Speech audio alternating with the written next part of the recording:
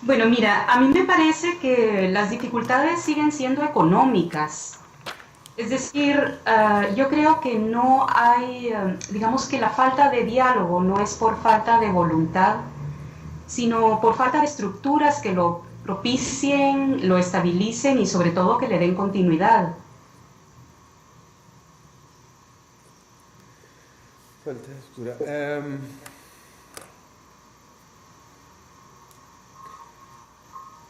Sí, y eso tiene y no tiene algo que ver también eh, con que tenemos la mirada puesta en otros lugares.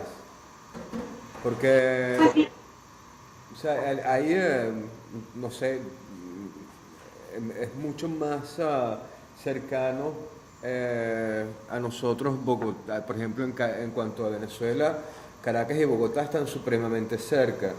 Y, los, y no es ni siquiera un problema del costo del pasaje. Un pasaje Caracas-Bogotá te cuesta $300.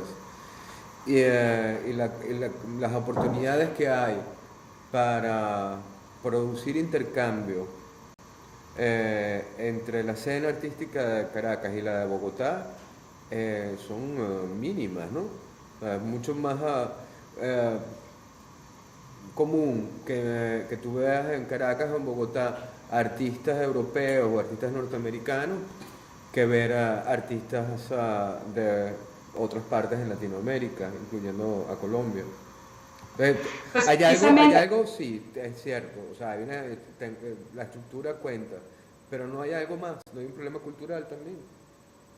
pues yo te diría que no. La verdad es que a mí me parece que cada vez hay como más elementos que te dicen que hay realmente un interés genuino por establecer diálogos.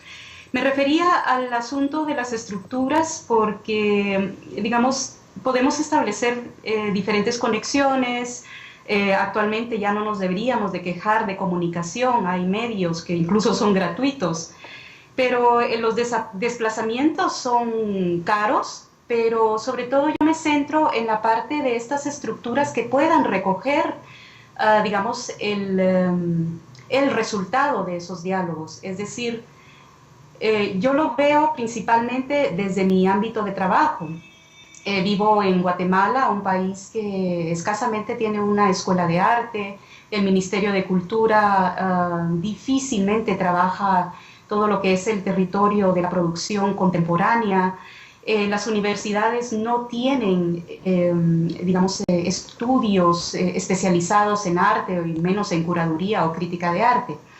De acuerdo a eso, yo puedo entablar una conversación contigo. De hecho, ese tipo de conversaciones son muy fluidas y permanentes. Pero luego esas estructuras que puedan recoger esas dinámicas, no precisamente por lo mismo, porque no existen o porque son muy frágiles, no van a tener una repercusión en cada uno de los contextos. Sí hay, digamos, yo te diría que un intercambio muy dinámico a través de bienales de arte, a través de eventos muy específicos, pero luego en esa distribución de información que es necesaria para que una población pueda entender que el arte no solo se refiere a bienales o burbujas protegidas de información, sino que es algo al que muchas personas pueden tener acceso. Esa es la parte dificultosa y en la que yo te diría que sí tiene que ver, digamos, con esas dificultades económicas y más sobre países como, en este caso, los centroamericanos. Y digo centroamericanos porque es el territorio que yo conozco, en el que estoy trabajando y el que me interesa en lo personal.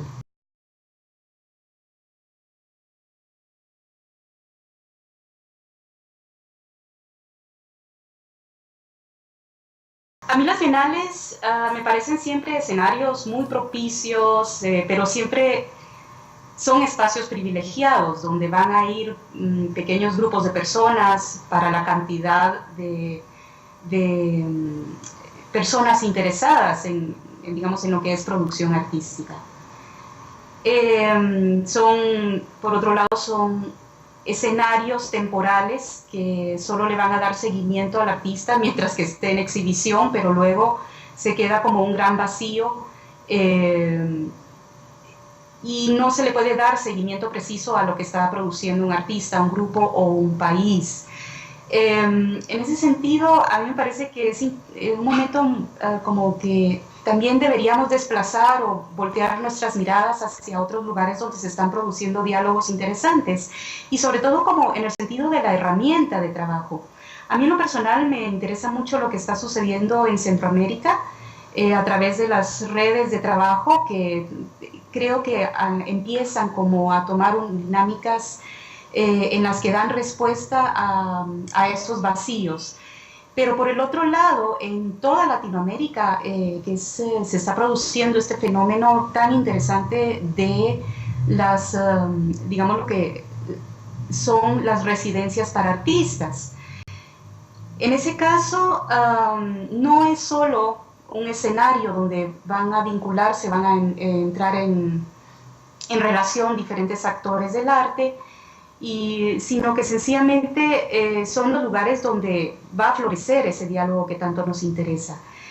Y eso tiene que ver precisamente con la necesidad de las personas, de los artistas, de establecer sobre todo relaciones entre sí, de mostrar su trabajo y ante todo de hablar de sus procesos de trabajo, por qué están haciendo los trabajos.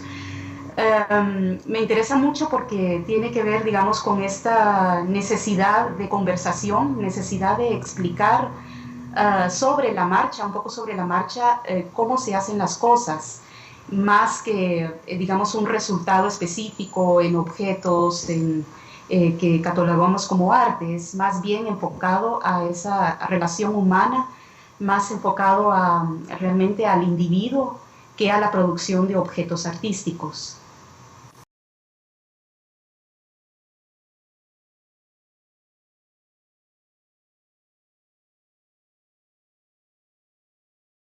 Fíjate que a mí me gustaría responder esta pregunta desde una experiencia personal. El año pasado empecé una investigación sobre arte contemporáneo en Guatemala, muy enfocado en lo que es la década del 2000 hasta la actualidad. Y sí, me encontré con una serie de dificultades que tienen que ver con metodologías. Y precisamente, bueno, hace unos 6 meses atrás surgió una oportunidad de acercarme a la academia, después de muchísimos años de no acercarme, a través de un curso de estudios culturales que ofreció la Facultad Latinoamericana de Ciencias Sociales. Fue muy interesante, no solamente como encontrar este espacio, como una serie de respuestas que tenían que ver con esa metodología, que podía de alguna manera trasladarse a lo que yo estaba haciendo, sino darse cuenta que ámbitos como los estudios culturales tienen conexiones con lo que estamos haciendo muchos investigadores y curadores del arte contemporáneo. Una de esas entrecruces que yo creo que valdría la pena subrayar y ponerle mucha atención tiene que ver precisamente porque tanto la curaduría como los estudios culturales de alguna manera surgen de todo ese pensamiento posmoderno que tiene un perfil, digamos, bastante indisciplinado, que toma de diferentes fuentes de información y que, digamos, tiene esa habilidad de camaleonizarse en los diferentes ámbitos de estudio y las diferentes posibilidades de estudio. De acuerdo a eso, me parece que yo creo que es momento de hacer muchos esfuerzos de revincular, digamos, estas tareas que en algún momento se pusieron, se colocaron en diferentes compartimientos e incluso se hicieron brechas entre unas y otras. A mí me parece que en ese sentido, este tipo de experiencias nos dan la pauta de que ahorita lo importante es volver al diálogo interdisciplinario y de acuerdo a eso muchas personas lo están trabajando, están volviendo a eso a veces de manera bastante intuitiva, pero también en función de lo que hablábamos anteriormente de la necesidad de relacionarnos con personas de diferentes ámbitos de trabajo, de estudio y sobre todo de lógicas de pensamiento.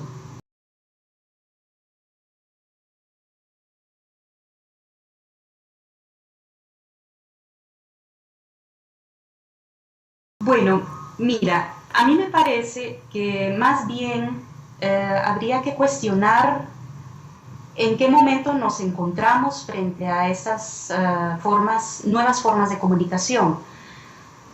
Evidentemente Facebook es el gran fenómeno comunicativo y sobre todo de las generaciones más recientes, de artistas emergentes y artistas que están participando en CIFO.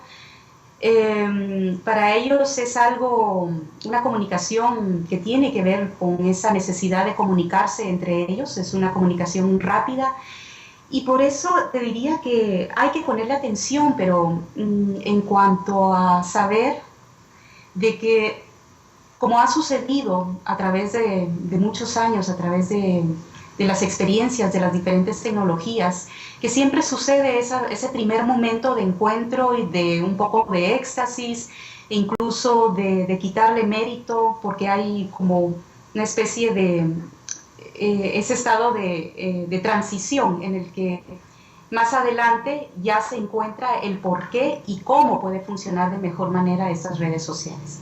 En ese sentido, yo creo que sí nos encontramos todavía en ese momento como un poco empalagoso de Facebook, pero al mismo tiempo nos estamos dando cuenta que es un medio tan efectivo que nos podemos comunicar inmediatamente y de acuerdo a eso, la transición tiene que pasar de ese aspecto de entretenimiento que nos da el Facebook hacia algo que tenga que ver más con pensamiento. Definitivamente las mismas páginas de Facebook podrían evolucionar hacia eso, pero en lo que a nosotros nos corresponde depositar ese pensamiento en descubrir cómo están funcionando y el efecto que están teniendo sobre las producciones artísticas. En ese sentido, en Guatemala hay un proyecto maravilloso que se llama Ultravioleta, es una plataforma de producción artística que combina un poco la tradición, obras tradicionales, pero también que recoge precisamente toda esta forma de nuevas comunicaciones. Ellos han producido recientemente una revista online. Todo el intercambio es a través de las redes de comunicación, las redes sociales y, por supuesto, los tradicionales correos electrónicos, etcétera. Pero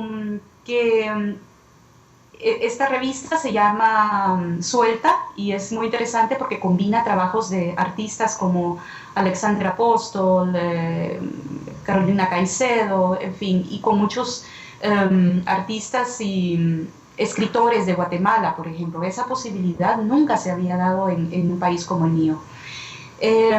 Nos abre una ventana muy precisa a lo que está sucediendo en producción visual, pero también literaria. Esa combinación tiene que ver con lo que hablábamos de lo interdisciplinario, pero también tiene que ver precisamente con esos procesos de comunicación, en que ya no es tan importante el resultado, la meta final, sino cómo se produce la conversación sobre la marcha.